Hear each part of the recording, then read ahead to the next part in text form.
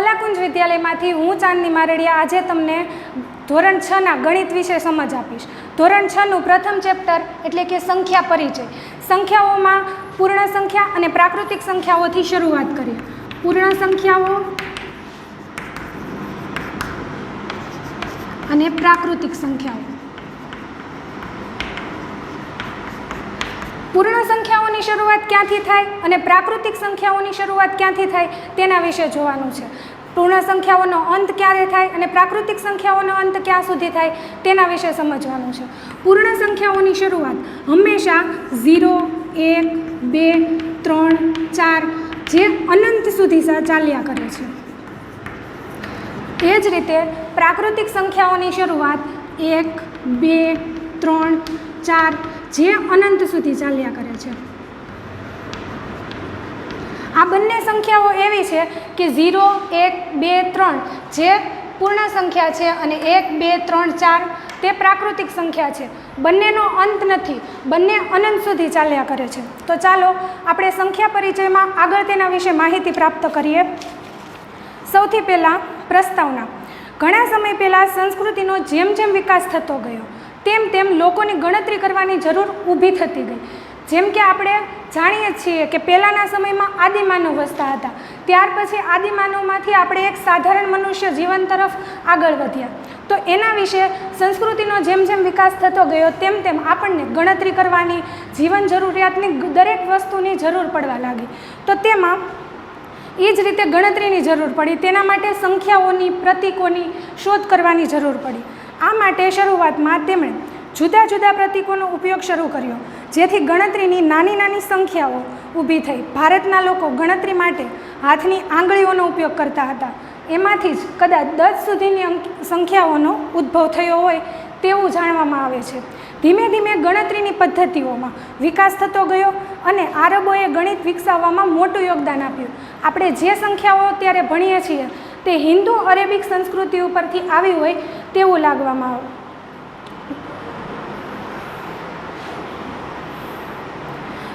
ત્યારબાદ સૌથી મોટી સંખ્યાઓ, સૌથી નાની સંખ્યાઓ તેવી અનેક સંખ્યાઓની શોધ થઈ.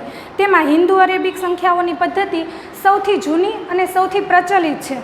તેમાં ઘણી શોધખોળો થઈ. તેના ફળ સ્વરૂપે આપણને મેં કીધું તેમ મોટી સંખ્યાઓ અને નાની સંખ્યાઓની શોધ થઈ.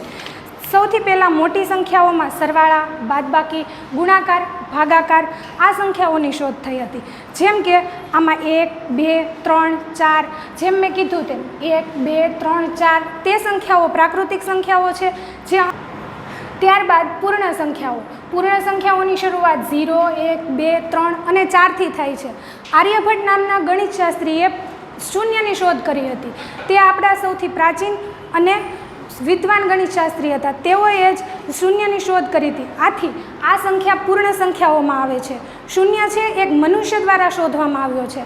આથી શૂન્ય પૂર્ણ સંખ્યાઓમાં સમાવેશ થાય છે. પ્રાકૃતિક સંખ્યાઓ જેમ આપણે આગળ જાણ્યું તેમ પ્રાચીન સમયથી આપણે ગણતા જ આવીએ છીએ. આંગળીઓના વેઢા વડે ગણીએ છીએ તો કોઈ વસ્તુનો ઉપયોગ કરીએ છીએ. આથી પ્રાકૃતિક સંખ્યા એ પહેલેથી જ મળેલી હતી અને પૂર્ણ સંખ્યા આપણે શોધેલી ગણાય છે. આથી તે બંનેનો અલગ અલગ વિસ્તરણ છે. સૌથી પહેલાં પ્રાકૃતિક સંખ્યાઓ, જેને ગણતરીની સંખ્યાઓ પણ કહેવાય છે, આમાં સૌથી પ્રથમ અને સૌથી નાની સંખ્યા 1 છે. આ સંખ્યાઓ અસંખ્ય અને અનંત છે. સૌથી નાની સંખ્યા અને સૌથી પહેલી સંખ્યા જે કોઈ હોય પ્રાકૃતિક સંખ્યાઓમાં તો તે છે 1. મેં કીધું તેમ તે સંખ્યાઓ અનંત સુધી ચાલ્યા કરે છે. તે કોઈ પણ જગ્યાએ રોકાતી નથી. આપણે શૂન્યનો ઉમેરો કરીએ અથવા તો કોઈ પણ બીજી સંખ્યાનો ઉમેરો કરીએ તો આ સંખ્યા નિરંતર રૂપે આગળ વધતી જાય છે. એ જ રીતે પૂર્ણ સંખ્યાઓની શરૂઆત શૂન્યથી થાય છે. આથી શૂન્ય પૂર્ણ સંખ્યાઓનું સૌથી નાનું અને સૌથી પ્રથમ સંખ્યા છે. પ્રાકૃતિક સંખ્યાઓની સાથે શૂન્ય લેતા આ બધી સંખ્યાઓ પૂર્ણ સંખ્યાઓ કહેવાય છે. 0, 1, 2, 3, 4 અનંત સુધી ચાલે તે પૂર્ણ સંખ્યાઓ છે. આમાં પ્રથમ અને સૌથી નાની સંખ્યા 0 એટલે કે શૂન્ય છે. આમાં સૌથી મોટી સંખ્યા નથી અને આ સંખ્યાઓ પણ અસંખ્ય અને અનંત છે. હવે આપણે આગળ આના વિશે વધુ જાણીએ. સંખ્યાઓની સરખામણી. હવે આપણે સંખ્યાઓની સરખામણી વિશે જાણીએ.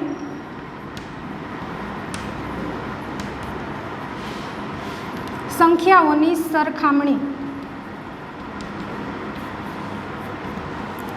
સંખ્યાઓની સરખામણીમાં પ્રથમ પોઈન્ટ, એક અંકની સંખ્યા કરતાં બે અંકની સંખ્યા હંમેશા મોટી હોય છે.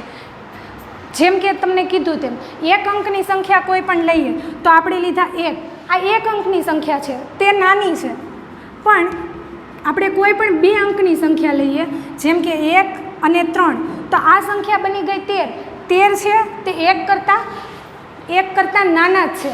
એટલા માટે 1 અને 13 સૌથી નાની સંખ્યા અને સૌથી મોટી સંખ્યા. હવે આગળ બે અંકની સંખ્યા કરતાં 3 અંકની સંખ્યા હંમેશા મોટી હોય છે. હવે બે અંકની સંખ્યા છે તેના કરતાં આપણે 3 અંકની સંખ્યા લઈએ, જેમ કે આપણે બે અંકની સંખ્યામાં એક અંક ઉમેરી દઈએ તો આના કરતાં આ સંખ્યા મોટી થઈ ગઈ, કારણ કે આ 13 છે અને આ 132 છે. આથી આ સંખ્યા મોટી થઈ જાય અને બે અંકની સંખ્યા નાની થઈ જાય. આ જ રીતે આ સંખ્યાઓ આગળ નિરંતર વધતી જાય છે. આથી આને સંખ્યાઓની સરખામણી તરીકે ઓળખવામાં આવે છે. હવે આપણે આગળ પોઈન્ટ 1.1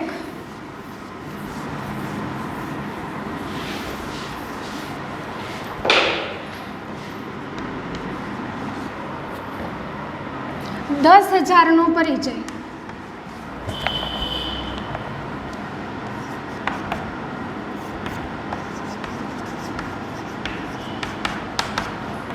10,000ના પરિચયથી આપણે શરૂઆત કરીએ. બે અંકની સૌથી મોટી સંખ્યા 99 છે. બે અંકની સૌથી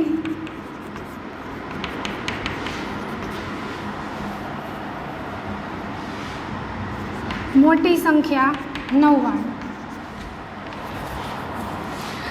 જેમ કે બે અંકની સૌથી મોટી સંખ્યા થાય 99, તો આ જ રીતે આ સંખ્યા આગળ વધતી જાય. હવે આપણે જોવાનું છે 3 અંકની સૌથી મોટી સંખ્યા.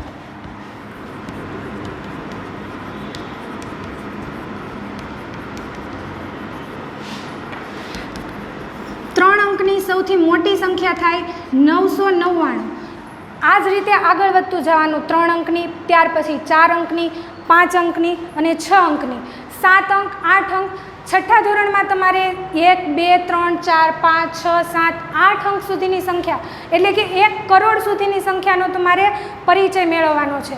તો સૌથી પહેલાં આપણે 10,000નો, ત્યાર પછી લાખનો અને 10 લાખનો, ત્યાર પછી આ બધી સંખ્યાઓનું વિસ્તરણ કઈ રીતે કરવું તેના વિશે જાણવાનું છે. હવે આપણે આગળ વધીએ. 4 અંકની સૌથી મોટી સંખ્યા 9,999. આ 4 અંકની સૌથી મોટી સંખ્યા થશે. આ જ રીતે હવે આપણે આમાં એક અંક ઉમેરીએ, એટલે કે આમાં +1 કરીએ એટલે 99માં 1 ઉમેરો થાય તો 100 થાય. એ જ રીતે આપણે 999માં 1 ઉમેરીએ તો 1000 થશે અને 9,999માં 1 ઉમેરીએ તો 10,000 થશે. આ રીતે આપણને 10,000નો પરિચય જાણવા મળ્યો. હવે આપણે આ સંખ્યાઓનું વિસ્તરણ કઈ રીતે થાય તેના વિશે સમજવાનું છે. તમને ચોથા ધોરણમાં, 5મા ધોરણમાં, પહેલા ધોરણથી બીજા ધોરણમાં, બધા જ ધોરણમાં તમને સમજાવવામાં આવ્યું હતું કે આપણે એકમ, દશક, 100, 1000, 10,000, લાખ એના વિશે જાણ્યું હતું. હવે આમાં આપણે એ જ રીતે એનું વિસ્તરણ કઈ રીતે કરવું તેના વિશે જાણવાનું છે. તો સૌથી પહેલાં આપણે તેનું સ્વરૂપ તો જોઈ લીધું. આ તેના સ્વરૂપ હતા જે આપણે શીખી ગયા.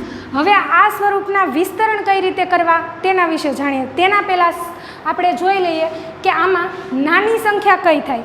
તો 2 અંકની સૌથી નાની સંખ્યા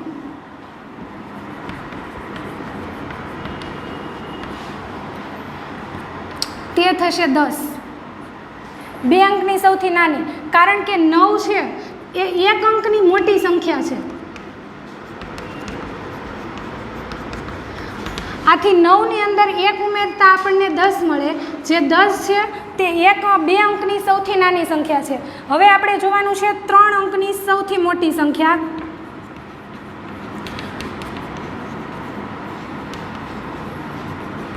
ત્રણ અંકની સૌથી નાની સંખ્યા થાય 100.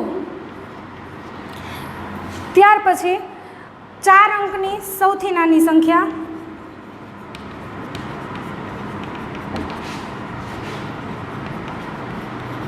4 4 અંકની સૌથી નાની સંખ્યા થશે 1000। આ જ રીતે આગળ વધતા 5 અંકની સૌથી નાની સંખ્યા,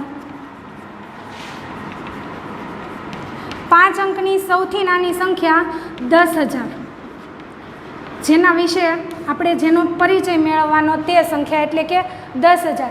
આ રીતે મોટી સંખ્યાઓ અને નાની સંખ્યાનું વિસ્તરણ કરવાનું છે અને 10,000 વિશે જાણવાનું હતું। હવે આગળ આપણે આ બધી સંખ્યાઓને કઈ રીતે વિસ્તરણ કરવું તેના વિશે જોઈએ। હવે આપણે સંખ્યાઓનું વિસ્તરણ કરતા શીખીએ।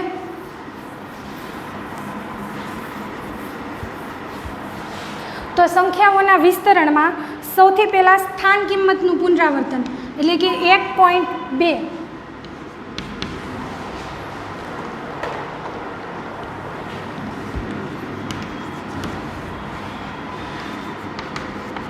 સ્થાન કિંમતનું પુનરાવર્તન।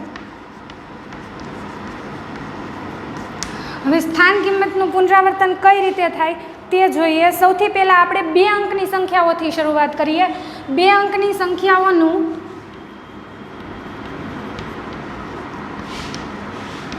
વિસ્તરણ, 2 અંકની સંખ્યાઓનું વિસ્તરણમાં સૌથી પહેલાં આપણે લઈશું ઉદાહરણ તરીકે કોઈ પણ સંખ્યા લેવાની। જે મેં લીધી છે એ લેવી એવી જરૂરી નથી, કોઈ પણ બીજી સંખ્યા વડે તમે આ સંખ્યાઓનું વિસ્તરણ કરી શકો છો। જેમ કે મેં લીધા ઉદાહરણ તરીકે 78। હવે 78નું વિસ્તરણ કઈ રીતે થાય તેના માટે સૌથી પહેલાં આપણે એકમ અને દશક વિશે સમજવું પડે। તો આપણું જમણી સાઈડનો પહેલો અંક એટલે કે એકમ અને જમણી સાઈડનો બાજુનો અંક એટલે કે દશક, જેના વિશે આપણે નાનપણથી શીખતા આવીએ છીએ। એકમ અને દશક, એકમ અને દશક વિશે જાણીએ તો એકમ એટલે કે 1 વડે ગુણાકાર થાય અને દશક એટલે કે 10 વડે ગુણાકાર થશે। તો આપણે આ સંખ્યાઓને તે જ રીતે વિસ્તરણ કરવાનું છે। સૌથી પહેલાં આપણી પાસે છે 8 એટલે કે એકમની સ્થાન કિંમત। તો 78નું આપણે વિસ્તરણ કરીએ તો 8 ગુણ્યા 1 વત્તા 7 ગુણ્યા 10 એટલે કે 7 ગુણ્યા 10 એટલે કે 70 અને 8 ગુણ્યા 1 એટલે 8। આ બંનેનો સરવાળો કરતાં આપણને મળે 78। આ રીતે આપણે આ સંખ્યાનું વિસ્તરણ કર્યું। આ જ રીતે હું કોઈ પણ બીજી એક સંખ્યા લઉં છું અને તેનું 2 સંખ્યાનું વિસ્તરણ કરું છું। જેમ કે 78 લીધા તો આ વખતે આપણે લઈશું 42। તો 42નું વિસ્તરણ કરવું હોય તો કીધું તેમ પહેલાં એકમ અને પછી દશક। તો એકમની સ્થાને છે 2, પહેલાં સરવાળાનું ચિહ્ન કરવાનું, પછી 2 ગુણ્યા 1 વત્તા 4 ગુણ્યા 10 એટલે 4 ગુણ્યા 10 એટલે 40 વત્તા 2 ગુણ્યા 1 એટલે 2 અને 40 વત્તા 2 એટલે કે 42। આપણને આ સંખ્યા મળી ગઈ। આ જ રીતે આપણે આગળ 3 અંકની સંખ્યાનું વિસ્તરણ, 4 અંકની સંખ્યાનું વિસ્તરણ, આ જ રીતે તમે એકમ દશકના મદદથી દરેક સંખ્યાનું વિસ્તરણ કરતાં શીખી શકો છો। તો હવે આપણે બીજો મુદ્દો આની જ અંદર 3 અંકની સંખ્યાનું વિસ્તરણ કરીએ। 3 અંકની સંખ્યાનું વિસ્તરણ। હવે 3 અંકની સંખ્યાના વિસ્તરણમાં આપણે આગળ જોઈએ તો આગળ કેમ આપણે ઉદાહરણમાં કોઈ પણ સંખ્યા લઈને કર્યું, એ જ રીતે આમાં પણ કોઈ પણ સંખ્યા લઈને તમે 3 અંકની સંખ્યાનું વિસ્તરણ કરી શકો છો। તો સૌથી પહેલાં આપણે લઈએ 278, ઉદાહરણ તરીકે 278। હવે 278માં 3 સંખ્યા થઈ ગઈ। તો આપણી રીત એકમ, દશક અને 100। હવે આપણે સંખ્યા ગોઠવવાની। એકમના સ્થાને કઈ સંખ્યા છે તો કે 8, દશકના સ્થાને કઈ સંખ્યા છે તો કે 7, 100ના સ્થાને કઈ સંખ્યા છે તો કે 2।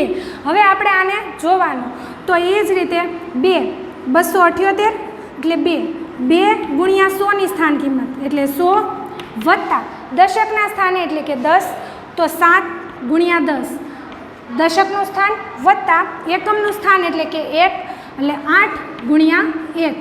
હવે આ સંખ્યાનું આપણે વિસ્તરણ કરી લીધું।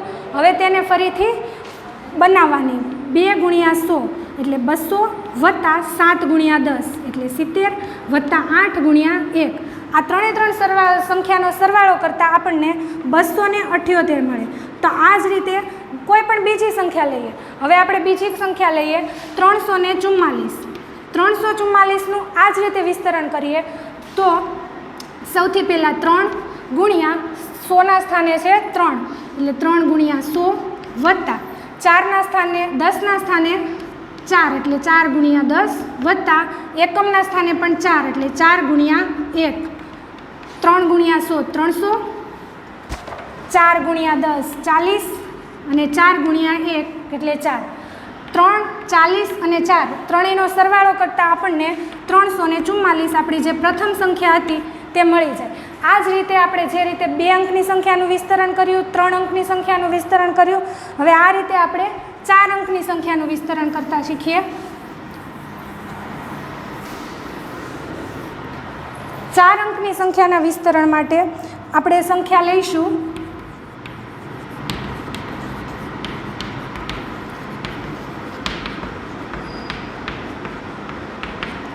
5278. સૌથી પહેલાં આપણે એકમ, દશક,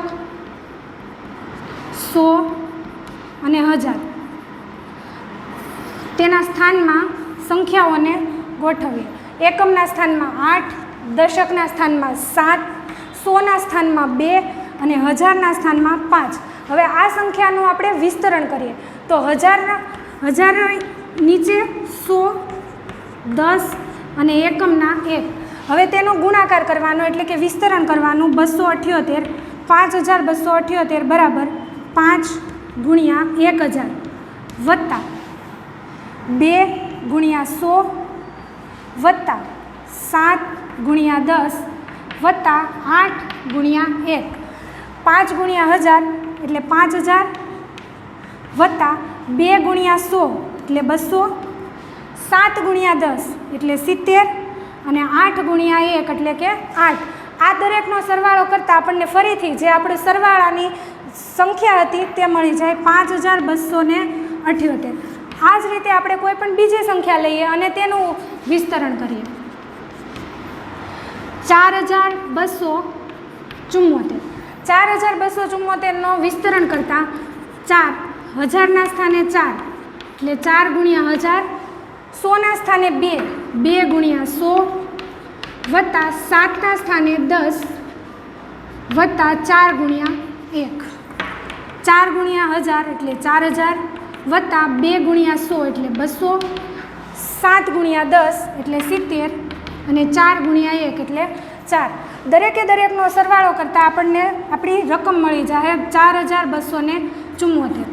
આ જ રીતે 2 અંક, 3 અંક, 4 અંક અને હવે આગળ આવશે 5 અંકની સંખ્યાનું વિસ્તરણ. તો 5 અંકની સંખ્યાના વિસ્તરણમાં નવી સંખ્યા લઈએ.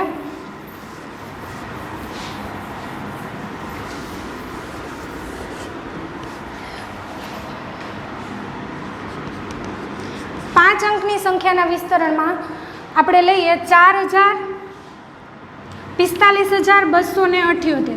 45,278માં પણ આપણે જેમ આગળ કરતા હતા એમ એકમ, દશક, 100, 1000 અને 10,000 દરેકના સ્થાન કિંમત પ્રમાણે તેને ગોઠવીએ તો સૌથી પહેલાં એકમમાં 8, દશકમાં 7, 100માં 2, 1000માં 5 અને 10,000માં 4. હવે આ દરેક સંખ્યાનું આગળની જેમ જ વિસ્તરણ કરીએ તો 45,278 બરાબર 4 ગુણ્યા 10,000. 10,000 વડે તો આનો ગુણાકાર કરવાનો. ત્યાર પછી 1000 એટલે કે 5 ગુણ્યા 1000 વત્તા 2 ગુણ્યા 100 કારણ કે 2 100ના સ્થાને છે. ત્યાર પછી 7 ગુણ્યા 10 વત્તા 8 ગુણ્યા 1. દરેકનો સરવાળો કરવાનો ગુણાકાર સાથે. 4 ગુણ્યા 1000 એટલે 40,000 વત્તા 5 ગુણ્યા 1000 5000 વત્તા 2 ગુણ્યા 100, 7 ગુણ્યા 10 એટલે 70 અને 8 ગુણ્યા 1 એટલે 8. સરવાળો કરતાં આપણને ફરીથી આપણી રકમ મળી જાય 45,278. આ જ રીતે તમે પણ કોઈ પણ સંખ્યાને લઈ અને ઉદાહરણ બનાવી શકો છો અને 1,00,000, સુધીની સંખ્યાનો પણ વિસ્તરણ કરી શકો છો. હવે આપણે આગળ સંખ્યા એટલે કે 1 લાખનો પરિચય મેળવીએ. તો 1 લાખના પરિચયમાં સૌથી પહેલાં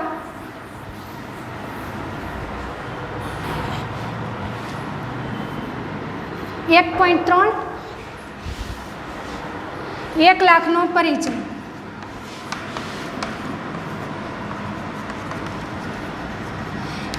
1 લાખમાં કેટલા શૂન્ય હોય તે યાદ રાખવું. એકમ, દશક, સો, હજાર, 10,000 અને લાખ. 5 શૂન્ય વડે 1 લાખ બને છે. તો સૌથી પહેલાં આપણે 5 અંકની સૌથી મોટી સંખ્યા કઈ તેના વિશે જાણીએ. તો 5 અંકની સૌથી મોટી સંખ્યા, 5 અંકની સૌથી મોટી સંખ્યા એટલે કે 99,999. આ સંખ્યા 5 અંકની સૌથી મોટી સંખ્યા છે. તો હવે 5 અંકની સૌથી મોટી સંખ્યામાં આપણે આગળ જેમ કર્યું હતું તેમ 1નો સરવાળો કરીને આપણને નવી સંખ્યા મળે. તો 9,999માં આપણે 1 ઉમેરો કરીએ તો આપણને કઈ સંખ્યા મળે? 1 લાખ. એટલે કે 99,999માં 1નો સરવાળો કરતાં આપણને 1 લાખ મળે છે. તો હવે તમારે આગળ જેમ આપણે સ્થાન કિંમતનું પુનરાવર્તન કર્યું, વિસ્તરણ કર્યું, તે જ રીતે આ સંખ્યાનું પણ આપણે વિસ્તરણ કરવાનું છે અને પુનરાવર્તન કરવાનું છે. તો 1 લાખનું આપણને પુનરાવર્તન કરવું તેના પહેલાં આપણે એક વસ્તુ જોઈ લઈએ કે 6 અંકની સૌથી નાની સંખ્યા કઈ થાય. તો 6 અંકની સૌથી નાની સંખ્યા એટલે કે આપણા 1 લાખ. 6 અંકની સૌથી નાની સંખ્યા 1 લાખ.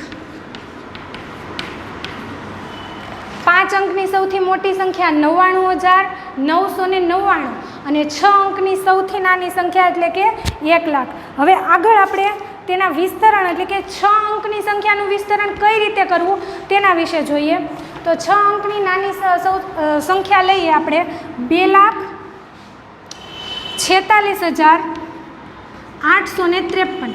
આ સંખ્યાનું વિસ્તરણ કરવું. તો સૌથી પહેલાં આપણે એકમ, દશક, સો, હજાર, 10,000, લાખ, 10 લાખ એના વિશે જોઈ લઈએ. તો સૌથી પહેલાં એકમ, દશક અને સો, ત્યાર પછી હજાર, 10,000 અને લાખ. આપણે લાખનો પરિચય મેળવીએ છીએ એટલે સંખ્યાઓની શરૂઆત લાખથી જ થતી હશે. એટલે હવે તેનું વિસ્તરણ કરીએ. તો હવે તો આગળ જોઈ લીધું તે રીતે જ વિસ્તરણ કરવાનું. તો સૌથી પહેલાં આપણે એકમથી શરૂઆત કરીએ તો પાછળથી લખવું પડે અને લાખથી શરૂઆત કરીએ તો આગળથી લખવું પડે. એના માટે તમારે લખી લેવાનું કે એકમ, દશક, સો, હજાર, 10,000, લાખ. હવે તેની સ્થાન કિંમતો ગોઠવવાની. તો એકમના સ્થાનમાં આવશે 3, દશકના સ્થાનમાં આવશે 5, સોના સ્થાનમાં આવશે 8, હજારના સ્થાનમાં આવશે 6, 10,000ના સ્થાનમાં આવશે 4 અને લાખના સ્થાનમાં આવશે 2. તો હવે તેનું વિસ્તરણ કરતાં શીખીએ. તો 2 ગુણ્યા કેટલા વડે ગુણવાના? તો 1 લાખ વડે. 2 ગુણ્યા 1 લાખ વત્તા 4ને કેટલા વડે ગુણવાના? તો 10,000. 4 ગુણ્યા 10,000 વત્તા 6. તો 6ને ગુણવાના 1000 વડે, કારણ કે 6ની સ્થાન કિંમત છે 1000. ત્યાર પછી આગળ 100ની સ્થાન કિંમત છે 8 એટલે 8 ગુણ્યા 100 વત્તા દશકની સ્થાન કિંમતમાં આવે છે 5 એટલે 5 ગુણ્યા 10 વત્તા એકમમાં છે 3 એટલે 3 ગુણ્યા 1. ફરીથી આ બધાનો સરવાળો કરતાં આપણને જે સંખ્યા મળે તે આપણી રકમ જ હોય. તો સૌથી પહેલાં આપણે 2 લાખથી શરૂઆત કરીએ. તો 2 લાખ વત્તા 4 ગુણ્યા 10,000 એટલે કે 40,000 વત્તા 6 ગુણ્યા 1000 એટલે કે 6,000 વત્તા 8 ગુણ્યા 100 એટલે કે 800 વત્તા 5 ગુણ્યા 10 એટલે કે 50 અને 3 ગુણ્યા 1 એટલે કે 3. દરેકે દરેકનો સરવાળો કરતાં આપણી રકમ મળી જાય એટલે કે 2,46,853. હવે આ બધી સંખ્યાઓને આપણે ઓળખીએ તો છીએ, પણ એને શબ્દમાં કઈ રીતે વંચાય અને કઈ રીતે લખાય તેના વિશે જોઈ લઈએ. તો 2,46,853 તેને શબ્દમાં લખવાનું. તો તો 2,46,853.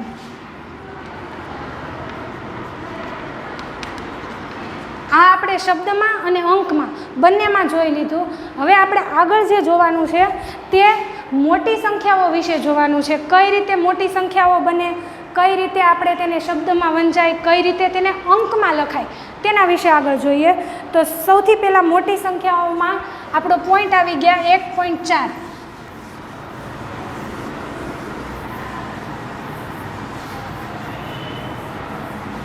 1.4 મોટી સંખ્યાઓ. મોટી સંખ્યાઓમાં આપણે સૌથી પહેલાં જોઈ લઈએ તો 6 અંકની સૌથી મોટી સંખ્યામાં 1 ઉમેરીએ તો આપણને 7 અંકની સૌથી નાની સંખ્યા મળે. જેમ કે આપણે 6 અંકની સૌથી મોટી સંખ્યા હોય તેમાં આપણે 1 ઉમેરીએ તો આપણને 7 અંકની સૌથી નાની સંખ્યા મળે, તો તેને 10 લાખ કહેવાય.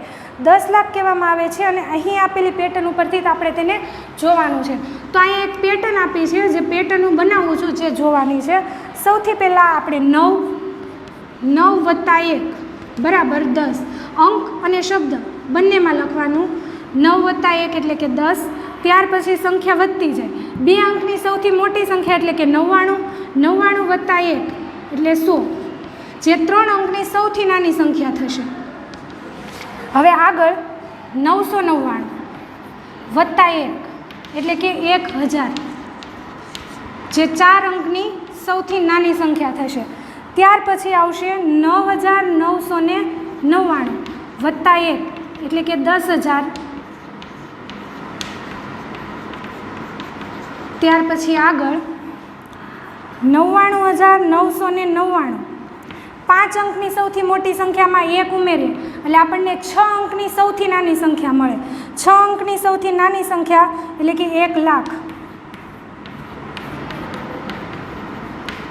ત્યાર પછી 9,99,999 વત્તા 1 એટલે કે 10 લાખ.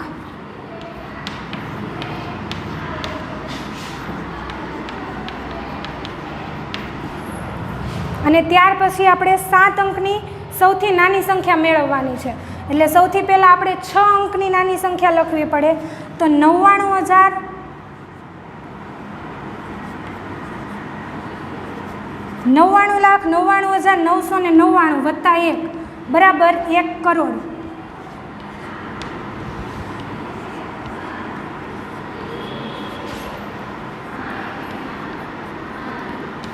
આ પેટર્ન આગળ આ જ રીતે ચાલ્યા કરે. જેમ કે મેં તમને કીધું હતું કે પૂર્ણ સંખ્યા અને પ્રાકૃતિક સંખ્યા, પૂર્ણ સંખ્યા અને પ્રાકૃતિક સંખ્યા જે છે તે અનંત સુધી ચાલ્યા કરે. આ જ રીતે તમે દરેક સંખ્યામાં એક એકનો ઉમેરો કરતા જાવ એમ આ સંખ્યાઓ અનંત સુધી ચાલ્યા કરશે. હવે આપણે આગળ આના વિશે જોઈએ. તો આના વિશે આપણે 100, 1000, લાખ, કરોડ તેનો કઈ રીતે ઉમેરો થાય, ભારતીય સંખ્યા લેખન પદ્ધતિમાં કઈ રીતે આપણે જોઈએ છે અને આંતરરાષ્ટ્રીય સંખ્યા લેખન પદ્ધતિમાં આપણે કઈ રીતે જોઈએ છે તેના વિશે જોઈએ. તો સૌથી પહેલાં આપણે ભારતીય સંખ્યા લેખન પદ્ધતિ વિશે શીખીએ. તો ભારતીય સંખ્યા લેખન પદ્ધતિમાં સંખ્યાને અલ્પવિરામ કઈ જગ્યાએ મૂકવું તેના વિશે જોવાનું છે. ભારતીય સંખ્યા લેખન પદ્ધતિ. તો ભારતીય સંખ્યા લેખન પદ્ધતિમાં સૌથી પહેલાં આપણે શરૂઆત કરીએ તો એકમ, દશક, 100, 1000, 10,000, લાખ, 10 લાખ અને કરોડ સુધી આપણે શીખ્યા. તો આ દરેક સંખ્યાનો સૌથી પહેલાં આપણે પરિચય મેળવી લીધો. હવે આપણે તેના વિશે જાણીએ. તો સૌથી પહેલાં તમારે પ્રથમ અલ્પવિરામ જમણેથી 3 અંકો પછી એટલે કે 1000 આવે ત્યારે, બીજો અલ્પવિરામ 2 અંકો પછી આવે, જમણેથી 5 અંકો એટલે કે 10,000 પહેલાં, અને લાખ પછી આવે. ત્રીજા અલ્પવિરામ બીજા 2 આંકડા પછી આવે, જમણેથી 7 અંકો તે 10 લાખ સ્થાન પછી આવે. તો હવે સૌથી પહેલાં આપણે એકમ, દશક, 100, એકમ, દશક, 100, 1000, 10,000, લાખ, 10 લાખ અને કરોડ.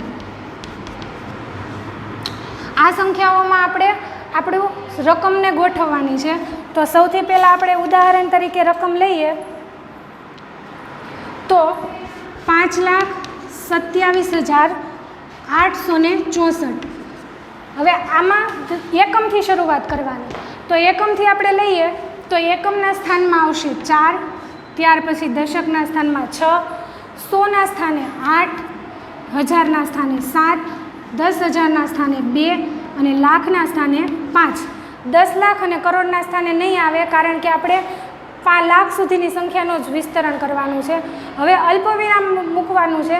તો અલ્પવિરામ મૂકવા માટે અહીંયા તો અલ્પવિરામ મૂકેલું જ છે. હવે કઈ રીતે ગોઠવવાનું તે હું તમને બતાવું. જમણી બાજુથી 3 અંક એટલે એકમ, દશક અને 100. ત્યાર પછી જમણી બાજુથી 5 અંક એટલે 1000 અને 10,000. અલ્પવિરામ થઈ ગયું. આ છે ભારતીય સંખ્યા લેખન પદ્ધતિ. હવે આગળ આપણે કોઈ પણ બીજી સંખ્યા લઈએ. આમાં આપણે ઉમેરો કરી દઈએ 4નો. તો અહીંયા 10 લાખના સ્થાને આવશે 4. હવે 4 આવ્યા એટલે 45, 278 અને 64. હવે આ સંખ્યાઓને આ જ રીતે આપણે અલ્પવિરામ ગોઠવવાનું. તો જમણી બાજુથી 3 અંક પહેલું અલ્પવિરામ, ત્યાર પછી જમણી બાજુથી 5 અંક એટલે કે અહીંયા બીજું અલ્પવિરામ. આ રીતે આ સંખ્યા બની જશે 45,27,864. આ દરેક સંખ્યાને અલ્પવિરામ ગોઠવ્યા પછી આપણે તેને શબ્દમાં લખવાના. એટલે કે પહેલી સંખ્યા છે, જો તેને શબ્દમાં લખો તો આવે 5,27,864. ત્યાર પછી આપણે નીચેની સંખ્યા એટલે કે 10 લાખવાળી સંખ્યા. તો 10 લાખવાળી સંખ્યાને પણ 45 લાખ,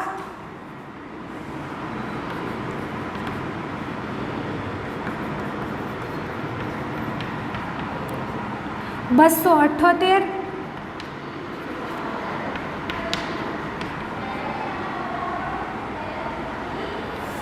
45,27,864. આપણે આ એક સંખ્યાનો ઉમેરો કરતા સંખ્યાની કિંમત કેટલી વધી જાય, લાખમાંથી 10 લાખ થઈ ગઈ. અને તેની લખાણની પદ્ધતિ એટલે કે શબ્દમાં લખવાની પદ્ધતિમાં પણ ઘણો ફરક પડી જાય. હવે આપણે આની જ અંદર એક સંખ્યાનો ઉમેરો કરી દઈએ એટલે કે લખી દઈએ 1.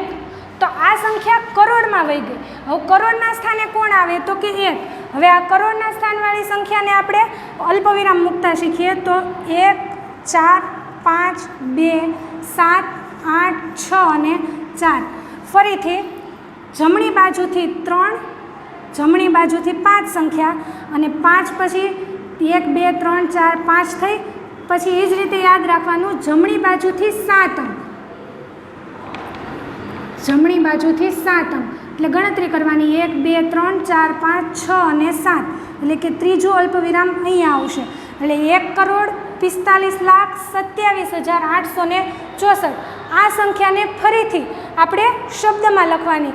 એ વસ્તુ યાદ રાખવાની કે જ્યારે આપણે ભારતીય સંખ્યા લેખન પદ્ધતિમાં લખતા હોઈએ ત્યારે અલ્પવિરામ મૂકવાની સાથે સાથે આપણે તેને શબ્દમાં લખવાની પણ ગણતરી રાખવાની. કારણ કે શબ્દમાં ન લખીએ તો આપણને બોલતા નહીં આવડે. આથી શબ્દમાં લખવું પણ એટલું જ જરૂરી છે જેટલું અંકમાં અને અલ્પવિરામ ગોઠવવું જરૂરી છે. જો તમે અલ્પવિરામ વ્યવસ્થિત નહીં કરો તો આ સંખ્યાનું શબ્દમાં લખાણ વ્યવસ્થિત નહીં થાય. આથી હંમેશા યાદ રાખવાનું કે જમણી બાજુથી પ્રથમ કેટલા અંક લીધા તો કે 3 અંક. ત્યાર પછી જમણી બાજુથી એટલે કે જ્યાંથી આપણે શરૂઆત કરી હોય ત્યાંથી પ્રથમ 5 અંક.